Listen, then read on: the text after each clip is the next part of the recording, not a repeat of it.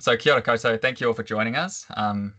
Looks like we have a good sized audience coming in, and I've also seen a few names I recognise, which is nice. My name's Jonty Sanders. I'm a sustainability consultant who's most recently been contracted to Kaingora Homes and Communities, helping them to mature their climate-related disclosure and emissions reporting.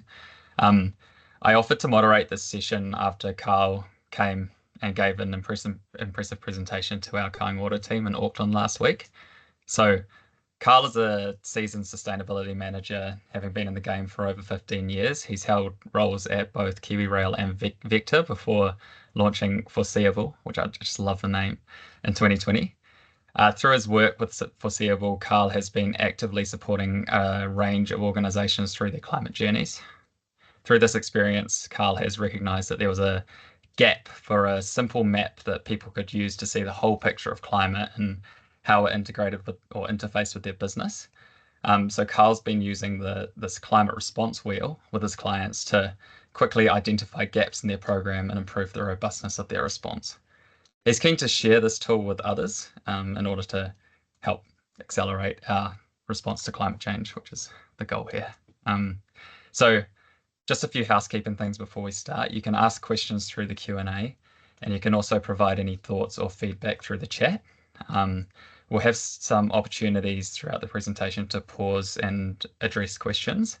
And then if time permits, we'll have an open Q&A session at the end. The mics and cameras are off for now, and we'll let you know when we'll be activating them later for the Q&A, just so there aren't any surprises. So that's all for me for now. Over to you, Karl. Awesome. Thanks, Jonty. Really appreciate that, and really appreciate you stepping in from the other side of the world and at a day behind the rest of us. So that's fantastic. Kia ora koutou, everyone. Look, I'm really excited about taking you through the climate wheel today. In my early days, when I was a sustainability manager down in Wellington, I was affectionately known as the sponge because I would sort of go around the traps and squeeze as much out of other people as I could and kind of soak up all this knowledge. So I suppose today is one of those opportunities we can start to squeeze the sponge and share some of this knowledge back with you, and hopefully share a tool that some of you can utilize in your day-to-day work. And I know it's already being used by a few people around the place, but good to talk you through it, talk through the how I've developed this tool and how it's being used. So fairly simple setup today. Just going to really talk through a bit of the context that we're operating in, and sort of why the tool is there and how it fits in. I'll introduce the tool and talk through the various components of the wheel, and then I'll talk through about how we can actually use the wheel in practice. And I'll use an example from New Zealand Post. Unfortunately, sort of got the timing a little bit wrong with Dawn, and she can't be here today. It would have been great to have her along and to be able to actually talk to this. She has, I've got her blessing to talk to a little bit about their experience, which I think provides a bit of context. And as Jonty said, we'll talk a little bit, have a bit of Q&A session and pick up any of the stuff that comes through the chat.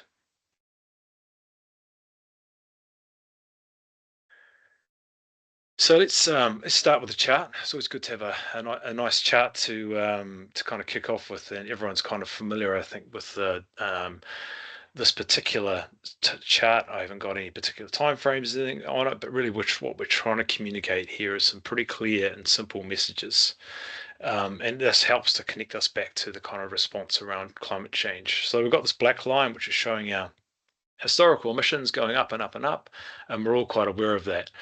What we really need to understand is that those emissions, having gone up and up and up, have locked us into a temperature that's going to keep on going up, and that's going to require us to adapt. What we need to do is obviously decarbonize in terms of being able to actually shift that line and start to do what we call bending the wheel. Bending the curve and start to drop it down. Now, I'm not too sure how many of you guys have been to a kind of like a big one of those big water parks overseas, but they have all these series of rides. One of them we talk about is kind of called the lazy river. So, it's a gentle ride. You sit in there and you take a nice gentle pathway. If we've got this kind of lazy river pathway, we're going to end up in a whole lot of trouble. We're going to end up with this significant temperature overshoot. So what we need to actually be doing is lining up for the ride that they call the drop, which is going to be short and fast and have a few curves in it, but the trajectory is very steep. And I think that's really important to get your heads around. So what I want to talk about today in terms of the wheel and how the wheel is kind of structured is we're thinking about bending the curve in terms of decarbonising. We're talking about the adaptation and because of the actual temperature rise that we're already locked into. And then we're talking about the nature of the transition that we need to go through.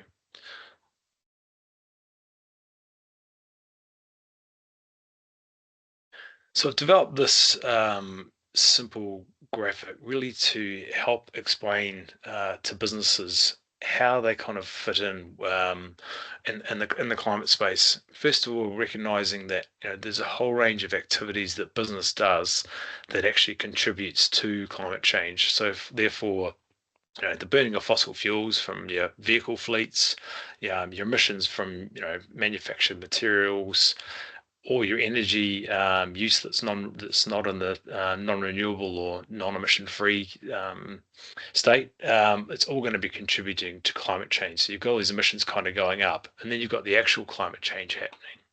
So you've got your flooding events, you've got your sea level rise occurring over time, you've got your amplification of your big storm events, as well as your ambient temperature increasing. So there's almost this kind of there's this kind of feedback loop that starts to happen. So we cause the emissions down here, and then business is actually impacted by the actual changes.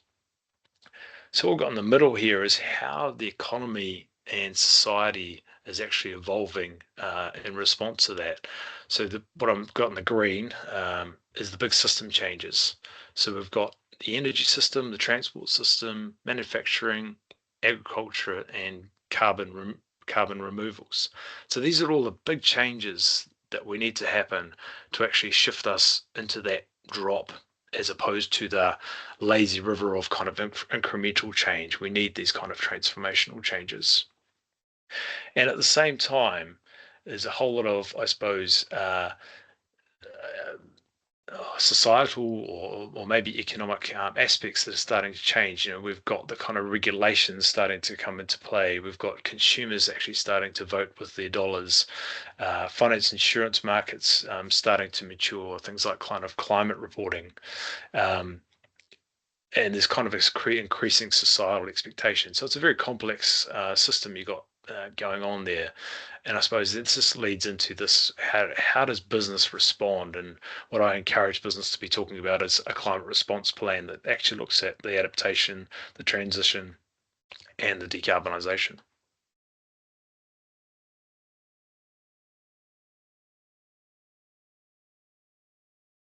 So if we think about the why, I quite like things in threes. And so I've kind of think about this in the sort of 3R sort of approach. Firstly, thinking about reputation. There's a real sort of risk of losing your social license. Customers, employees, investors, and other stakeholders just are really expecting to see a response to climate change. So there's a really kind of strong connection, I think, to the decarbonisation element. You've got the second R is kind of resilience. So your operating parameters are starting to shift. You've got disruptive weather events happening. There's changing seasons. There's regulatory intervention, stuff going on, increasing carbon costs. So all these things you need to start to be thinking about. And then there's kind of the relevance. So if you think about those big system shifts that are happening to our food system, to our energy system, to our transport system, etc., all the demand for products, services, where investors are going to put their money, etc. It's all changing. So you've got to be thinking, will your business be disrupted out of existence, very much like Kodak was?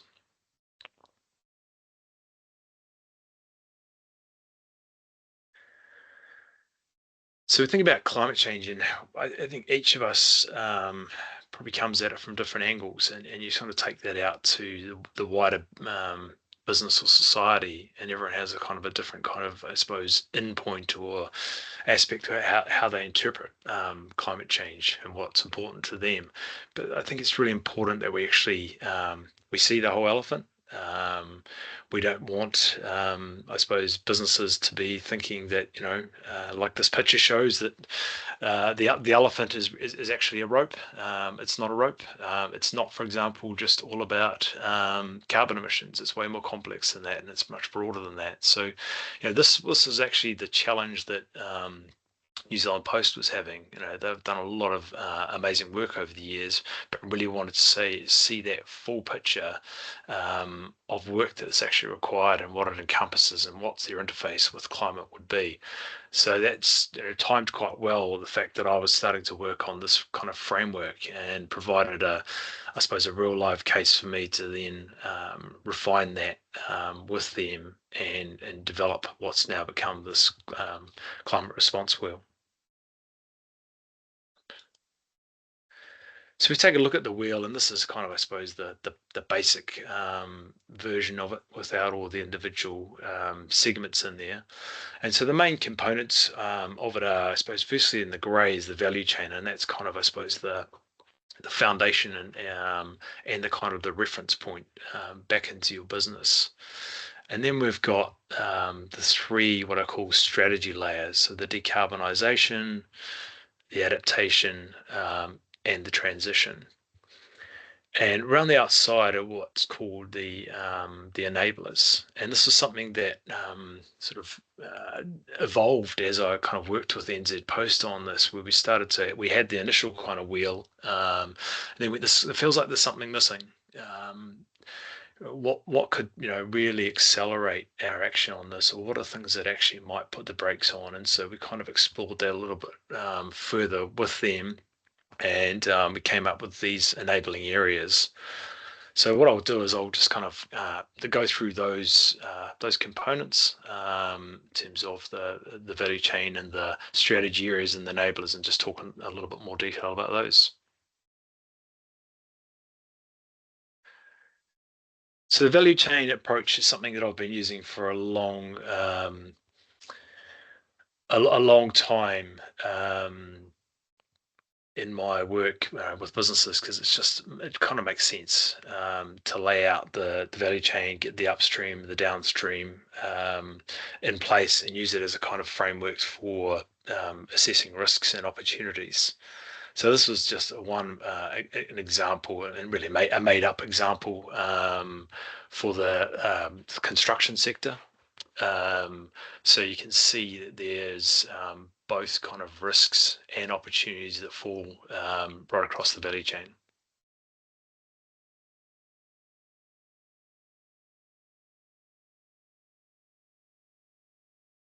I think Mike Leroy Dyson wants to ask a question. We might just hold him off until we have a little break shortly, if that's okay, Mike.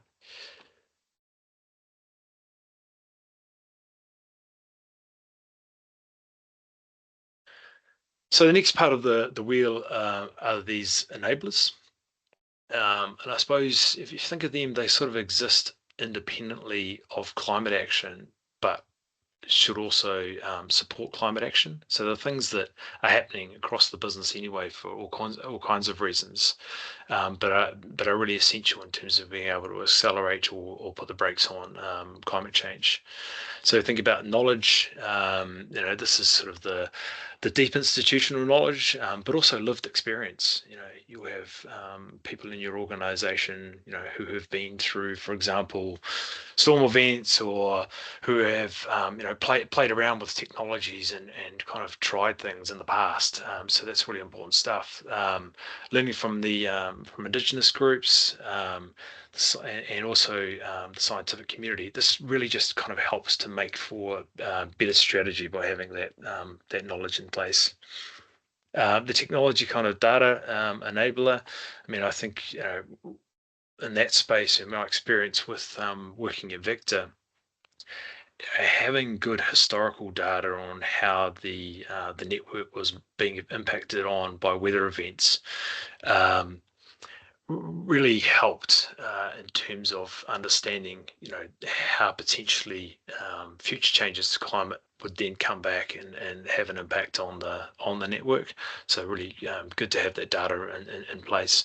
The financial health space really, I suppose, this requires a lot of investment. You need to be in a place where you can kind of access funding. And it will kind of allow you to, I suppose, be more kind of resilient when you're facing climate-related challenges. Regulatory environment, as we all know, we're sailing into a bit of headwinds at the moment in that space, and it probably becomes more important to have a really strong regulatory function in your business that's actually speaking up for your business and is engaging in your sector. So you really need to understand, have you got that covered? Are you recognizing all the areas of kind of legislation or regulation? It's not just the obvious stuff. It's because it is really about embedding it across the whole regulatory system. Stakeholder relationships, I mean, that becomes really important kind of during times of uncertainty. So we need that kind of relationship and that trust with our stakeholders. It also kind of stems into thinking about, how do we understand customers and community and societal sentiments.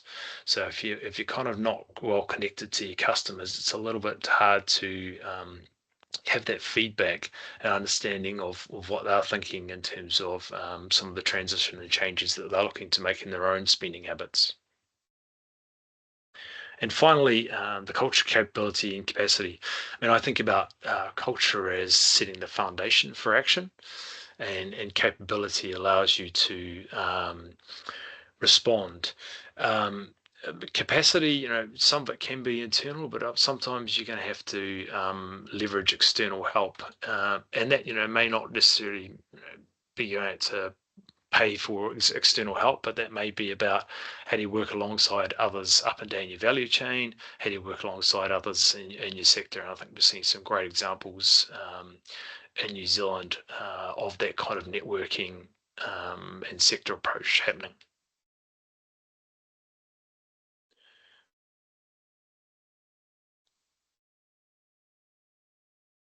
So we just look at one example. So this is if we look at culture, capability, and capacity. I'm not sure how many of you have seen the resources that Project Drawdown has, for example. So they've gone out and created a set of, I suppose, job responsibilities or job instructions of how each of these kind of functions can think about climate change in their day-to-day roles. So really useful kind of resource. And I think for me, when I think about the wheel, and it's a map, but it's a kind of a bit of a map to all these other resources that are out there, because there's already lots of things. It's not necessarily about having to go and create these things. It's about just knowing where they are and what's relevant for your organization.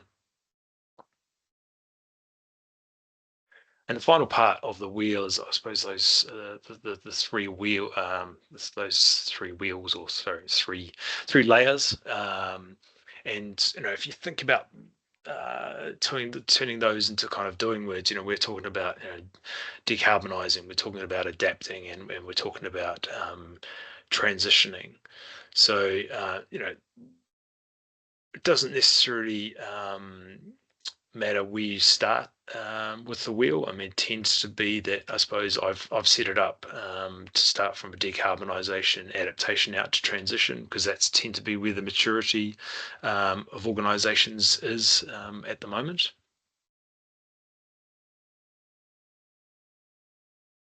So here's the wheel in full. If you haven't seen it before, I'm sure many of you have. So you can see that each of the value chains has a matching area within each of the strategy areas.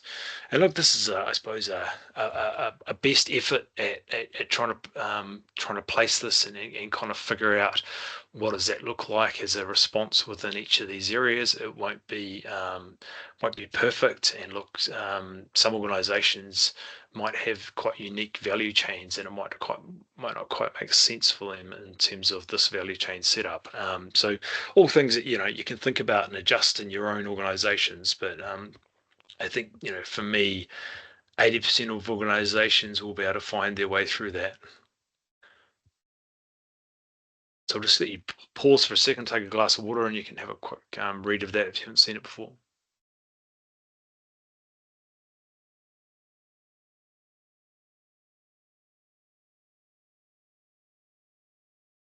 So if we kind of bring this together and think about, what we talked about earlier in terms of the why, we can see that kind of connection that, if we have that consideration of all of those streams, we do that mapping across our value chain, and we consider those enabling conditions, we're then really positioning our businesses in terms of our reputation, our resilience, and our relevance.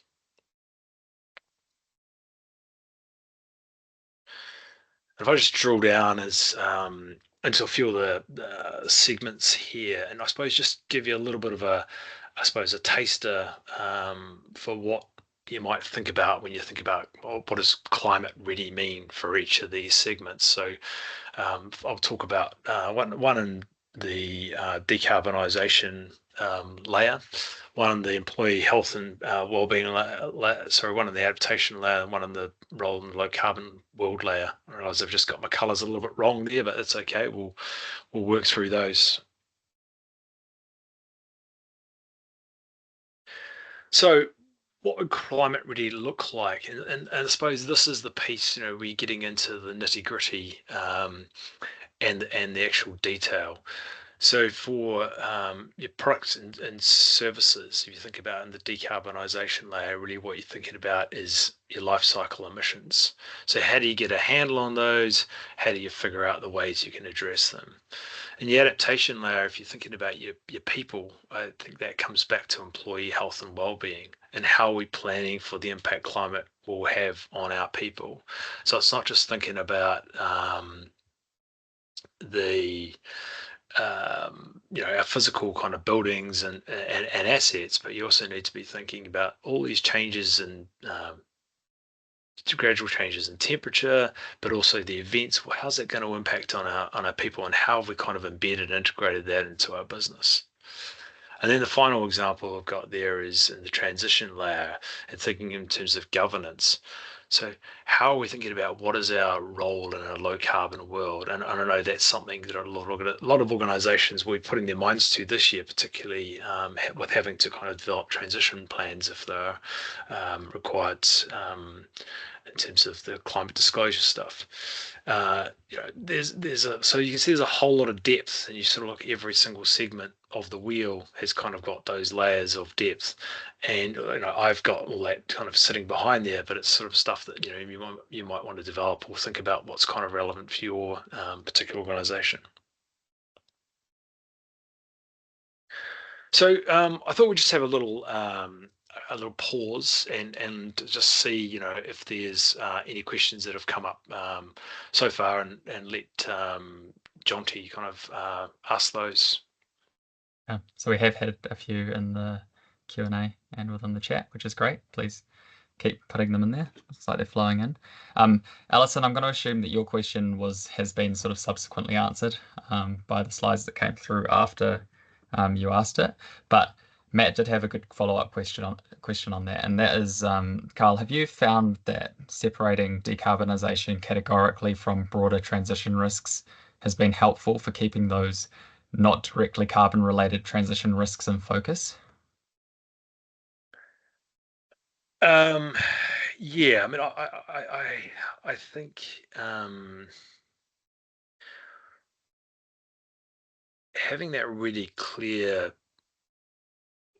connection of or understanding, or I suppose taking people out a bit into the future and thinking about kind of the transition pieces and those big system changes is something that a lot of organizations maybe haven't really thought about, and they get out into that space. But sorry, actually just repeat that question back to me. Sorry. So you've got decarbonisation separated from Yeah. broader transition risks. So Yeah. you see you've got your transition section in the Yeah. wheel, but Yeah. that's actually separated from decarbonisation. And Yeah. the question is, are you finding that useful? Are people engaging with that? Yeah. In Yeah. terms of because it separates it out, right? So it makes It it. does, it does, and look, often you're often dealing with quite different parts of your organisation when it comes to that, in terms of people who've got control over actual emissions, as opposed to people who've got control over kind of your strategic direction, where your kind of products and services going, etc. Nice. Jerry's absolutely knocked it out of the park with this question because Oh it's God. my favorite of them. How have you found trying to have these conversations around the broader why when the whole world is focused on CRDs and compliance? Yeah, look, this, if I'm honest, this last year has probably been slightly challenging, but I think, there is also a whole world that's not required to do the climate change reporting. So, think about New Zealand and the amount of sort of SMEs that we have. So there's a whole lot of world that's become, I suppose, more aware of climate change because of the reporting, but maybe doesn't need to do the reporting, and it's probably got the bit of more of the capacity and the space to actually start to respond. And they are looking for some real practical kind of guidance on where they need to be looking and how they need to be responding. Nice. Yeah, and I also feel like even if an organization isn't having to do CRD in New Zealand, it's enforced by people that they're supplying to in other countries such as Europe where they're further ahead. So Yep. Yep. that's why you got to be thinking about this stuff. Juhi has asked in the Q&A regarding enablers and barriers, a major break for THL, which I assume is where Juhi works, is supply chain. We are a technology taker, and many of our suppliers are larger than us and are not prioritizing decarbonisation for our vehicles. So how could this be reflected in the wheel? Yeah, it's a great question. Yeah, I suppose in many respects, I would sit it in that kind of supply chain transformation space. What THL kind of needs is that uh, significant supply chain transformation at scale. Look, that's a particular challenge, just because of New Zealand's such a small market. If I take it back out to the enablers, look, I suppose that comes back down to stakeholder relationships. Is there kind of relationships, so for example, with Australia? How do we kind of work together to kind of join up our buying power, etc. So lots of different ways that you can think about it through the lens of the wheel. I do love that buying power point, and sort of colluding in a way in order to get suppliers to do things. I quite like that. I think that's all for questions for now, Karl. If you wanted to Okay. continue on, everyone please do continue throwing them in the Q&A in the chat, and I'll keep picking them up and we can answer them at the end. Excellent. Thank you. Okay, so I wanted to just move on a little bit more about, how do you use the wheel, or what's the application of the wheel? Look, I think a number of different ways it can be taken. First of all, just that simple kind of awareness raiser. When an organisation starts to talk about climate change and trying to understand climate change, where is that place that they go to where they can kind of see that comprehensive view of how climate change can interface with their organisation? And look, I've struggled to find that in the past, and so for me, that feels like a really natural space for the wheel to fit in. Gap assessment. The sort of quick and dirty that we started to do with NZ Post was just simply taking the wheel, throwing it on a mural or a Miro board, and then putting post-it notes all over it. That's something you can very quickly and easily do. The key there is getting the right people in the room to kind of work through that, and it's a kind of like a really good evidence gathering exercise where you're kind of saying, where do we think we're at on this particular part of the wheel, and why are we there? Program development, for me, that's kind of the exciting aspect of the wheel, is how do you actually use it to kind of inform your the development of your climate change program, and then how do you kind of go through and kind of embed that in through the rest of your business. And that's really what we've worked on with NZ Post, and it's been really good. The risk and opportunity assessment, I've used this with a couple of organisations as part of their climate disclosures to kind of work through and just kind of pull out where the risks and opportunities might be. So it's just another thing that you can have. And I know that other organisations have used this wheel as well, and just kind of put it up on the board in the corner as a thing that they can kind of reference and refer back to. The internal or external reporting, and I'm going to get on to and just talk in a minute about the sort of idea of a sort of a RAG approach, but really useful to kind of demonstrate progress, and I'll show some examples of that in a minute. So this is kind of just showing, what a potential RAG or gap assessment, might look like. And I suppose the first thing is to figure out, what is material for your business. So you can use a series of questions to kind of prompt you and figure out, are there some areas of the wheel that actually aren't material? Okay, let's grey those out. And then really it's a case of kind of going through and figuring out with the rest of it, where are you at, and kind of creating the red, amber, green view. But this, I think the important thing is this is not, for example, we were saying it's green, it's not kind of job done. What it's saying is that we understand what's involved in this area and we've put plans in place. So it's a really important distinction, I think, to make around how I'm intending on the wheel being used. I like sort of taking a questioning approach, and this is just giving some examples of, parts of the wheel and how you might, ask some questions to kind of figure out, is this kind of relevant? Is this an area of relevance, and and understanding what's been done already?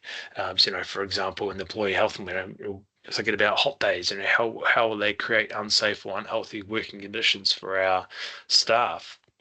Have we thought about our supply chain in terms of, are we confident that the goods and services that we use will actually be prepared, those suppliers actually prepared for extreme weather events?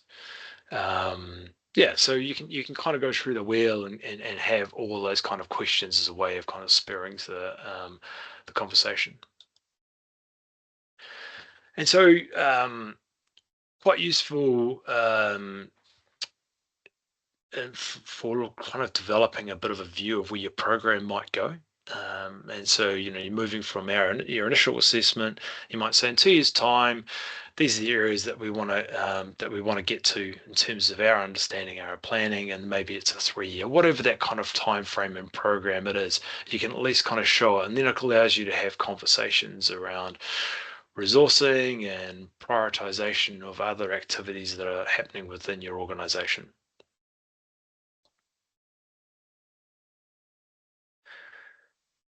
So then, I suppose that you're taking that kind of back for that gap assessment. What you sort of do is work through all those layers, pull out all the gaps that need addressing, and then start to work through saying, well, what are the existing projects, initiatives that are happening across the organisation? How can we kind of piggyback on those? What are the things that are actually brand new that we need to create? And then what are the things that we really need to scope, out and investigate and research?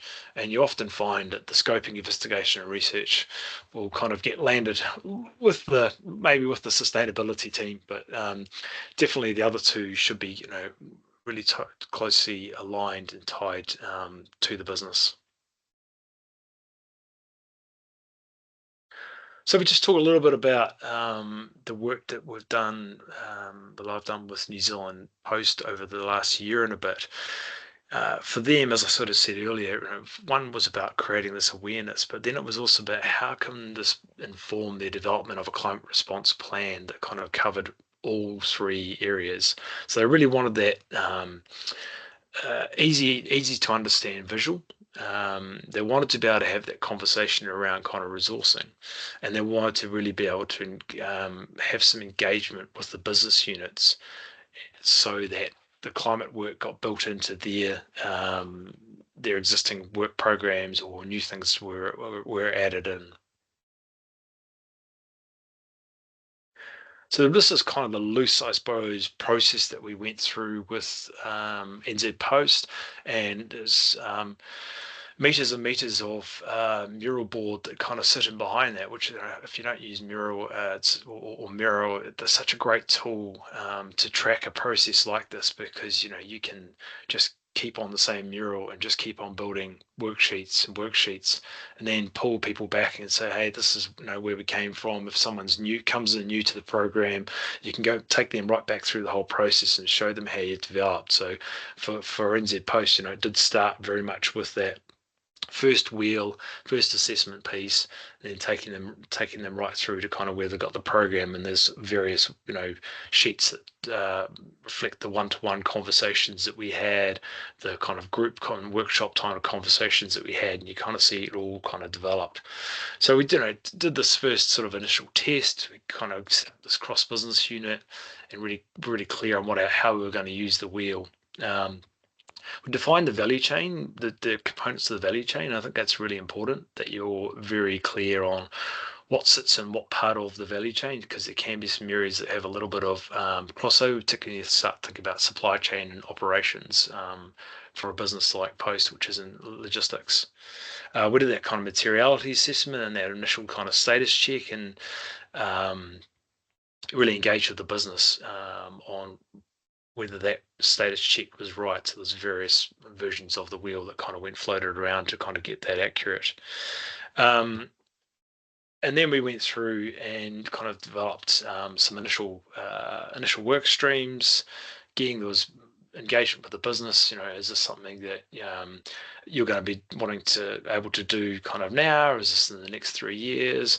How's this going to all fit within your own business planning? And then we kind of set up, I suppose, monitoring, and so that the wheel is then used as a tool in the senior management meetings to actually say, where are we at on these particular parts of the program. So this is just an example. I've kind of stripped out the actual bullet points for confidentiality reasons, but we essentially went through and looked at, on the left you've got all the elements of the wheel, so it might be a bit small to read, but there's the value chain in that first bit, and then the enablers, and then we've gone through and kind of looked at what's already been done. And it's really important to acknowledge the great work that's already been done, because you can kind of be surprised at how much progress you've already made. What's underway, what do we need to get going in the next, what's kicking off the next 3 months, and what are the gaps that we haven't done but are actually really urgent.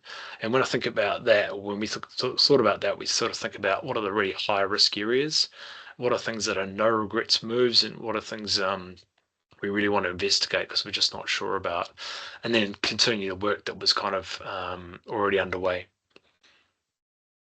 There's a whole bunch of gaps to address in the future that were identified and prioritized. So getting to the end of this now, really, but what are the lessons learned from using the wheel?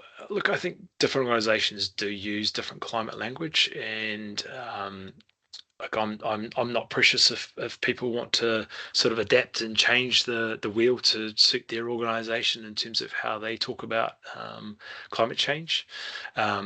Really important to nail down those definitions for the value chain. And don't underestimate the work required for enablers. I mean, I think that's a bit of a tricky one, where you may find that the particular thing that you're wanting to change with the organization, the process isn't already there. And that's often a classic the procurement space, you might say, well, we need a process in place that's going to evaluate our suppliers. I don't know, maybe for their resilience.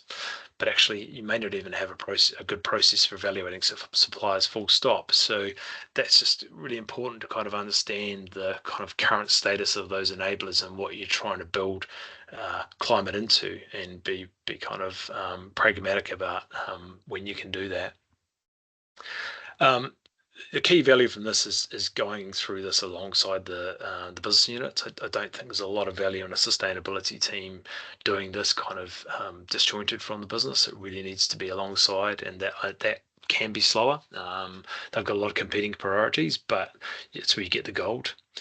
People really like the visuals and respond really well to them. I think better than dumping a spreadsheet at them or a 30-page report. And as I mentioned before, the storyboarding tools like Miro or Mural are a really great way to kind of track the journey if you're going into a whole sort of program development space. So just summarizing it, look, I think the wheel's kind of suitable for 80% of organizations, but you can tailor it to suit. The wheel is about your status on understanding and planning. It's not about necessarily saying job done. Can be used as a simple reference or checklist. Doesn't have to be a kind of taken to a kind of a full program. I think you can get a lot of value out of that. And the power of the wheel is that it does simplify climate change, because it can be a tough place for some people to get their heads around. Probably a really important point. The tool doesn't take any action on climate change. You do, or your organization does. And then finally, it will help you understand the elephant, but there's still a whole jungle out there. So I think it's really important to think about, if you think about climate change being an elephant, well, there's a whole bunch of other elephants that are stomping through the jungle. So, and if you're starting to think about nature, which is another complex beast, I've got a nature response bill that I've got out there in sort of, I suppose, a draft form, and I'd love to test drive it with someone. So if you're keen to have a conversation about that, reach out. I'll hand it back to Jonty for some questions. Yeah, perfect. Thank you, Karl. Karl, if you wouldn't mind doing the old activation of everybody's microphones and cameras. I don't have the ability to do that. So just so you're aware, everybody, you're going to be able to unmute yourself and put your camera on imminently, hopefully. It's looking good. In the meantime, there's been some talk in the chat about that whole social sustainability piece, and the fact that those compliance areas aren't everything. There is going to be an expectation from the market to do this, and thank you, Tom, for putting a link in there to that Kantar work about it. Just seeing a few messages come through now. Does anybody have, while I look through these that have just come through, does anybody have any questions that they want to ask live for Karl, or any comments? I'll go. Kia ora, Karl. Hi, Jonty. Kia ora, Tom. I really enjoyed that, mate. I thought it was a very intuitive and highly applicable wheel, and there's definitely something in there for everyone. I was really, toward the end there, your piece around engaging with the business units, that is just so important. We see it here. The Becker Beast is huge, and we have, it's a conglomerate of businesses within a business, and so that is one of the really important elements of the work that the team does here, and that I do, is engaging with those businesses. How did you go about doing that? What can you share in your experience with NZ Post? Yeah, look, I mean, I suppose the key was getting that initial representative group, and often that might not necessarily be what you call the most senior person. It can be the most influential person, or the person who's kind of got enough of the passion that they're going to really front up and kind of be available. And then it was really about identifying where do we need to have those kind of one-to-one conversations. with each of those people. I think having and acknowledging the great work that had been done and things that were already in train that were kind of aligned to the climate response started a really kind of positive conversation. And then I suppose allowing you know, not necessarily hitting them with the solutions, really kind of just acknowledging, hey, this is an area that we see a gap, and really letting them kind of come up with the solutions, and empowering them to do that, resulted in some really good engagement. I mean, there's always going to be parts of the business that are really busy with a particular aspect, and you've always, timing for me is always such a key thing, right? You've got to get your timing right. So yeah. No, that's good. I think what's really good about it as well is that there's a lot of those terms, a lot of those drivers and elements in the segments of that wheel that will resonate with business owners or other stakeholders. It's not all, I mentioned the word sustainability before, which I think is starting to wane a little bit, and can arguably turn some people around off in a conversation. But here you're talking about value chain, you're talking about regulatory stuff, which is just so important too, and is the lingo I think that many business leaders use more and more, and is what this current government really wants to see is outcomes and focus on productivity and those sorts of things. And I think the wheel captures that. So nice work. Yep. Well, thank you. Carl, there's been a bunch in the chat of just support for your work, which is really nice to see. Appreciate that, everyone. Thank you. Yeah. One of the particular ones was, it was actually Tom saying that the wheel doesn't feature the word sustainability once, which is refreshing. Julia's asked a question, can you comment on how to use value chain analysis to define the scope and prioritize action? I.e., the jungle is huge, there's a lot to do. How can we help people hone in on key hotspots while they're still figuring out that bigger picture? Yeah, the whole prioritization aspect is tricky, because you I suppose understanding the kind of the risk framing is really important, but also understanding where aspects of the organization are at. I suppose it comes back to being really clear on where your particular key risks are for your organization, and where you're seeing climate being a major risk for you. I think in the past, I've seen that where organizations have maybe got a bit caught up in the carbon footprinting, when actually they're an organization that really needs to be thinking about their adaptation planning, for example. So I'm not sure that necessarily answers your question, Julia. Maybe grab a chat offline and I could talk a bit more about that. Yeah, because I did have this sort of question around, if there was, of the three strategy areas, decarbonisation, transition, adaptation, if you're coming up to an organization, which one would you suggest that they tackle first? Yeah, look, I mean, that really comes back to understanding that organization, and if you think about that reputation, resilience, kind of relevance, out of those three, what are they most concerned about when it comes to climate? And each organization will be different in that. There's an element that every organization should know its number in terms of its carbon footprint, but it's how exhaustive and how far do you go with that. So within that decarbonisation, the kind of layer, there's obviously various segments, and you might think, well, actually we'll get 2 or 3 of those ticked off, but then we really need to be moving out into the adaptation piece, or we really need to be moving out into the transition piece, because that's what's going to really hit us much harder as an organisation.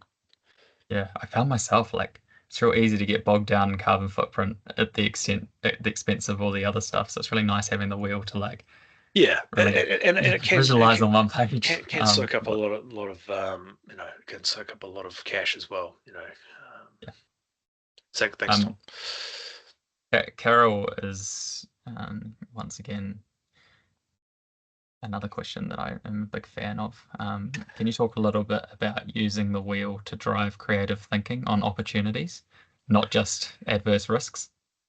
Yeah, look, I'm going to just bring the wheel up while we're be helpful.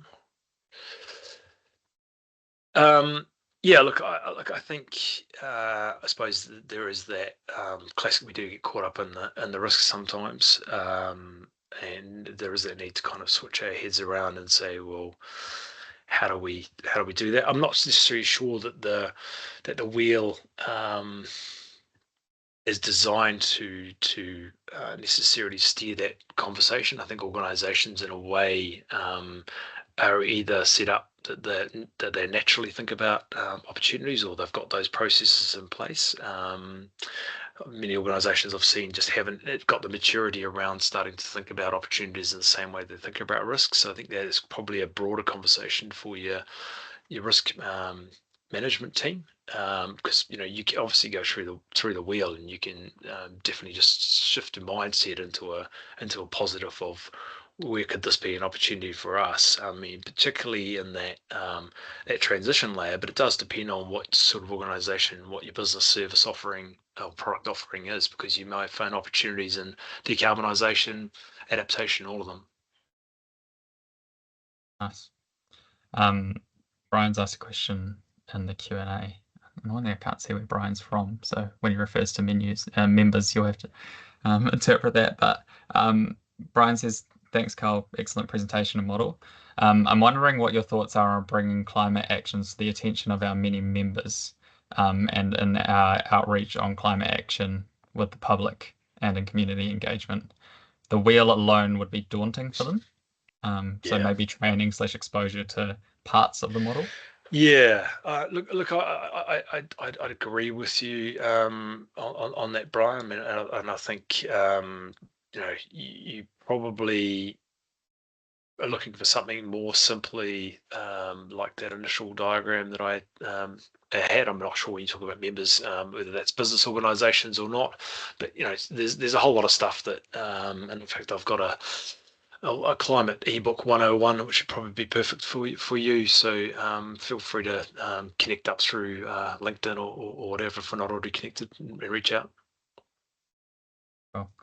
And yeah, we're starting to get towards the edge of time, so I'll just give another opportunity to open the floor up for if anybody else wants to ask a question live. Also, if I've happened to miss one that's coming through, please give me a shout out.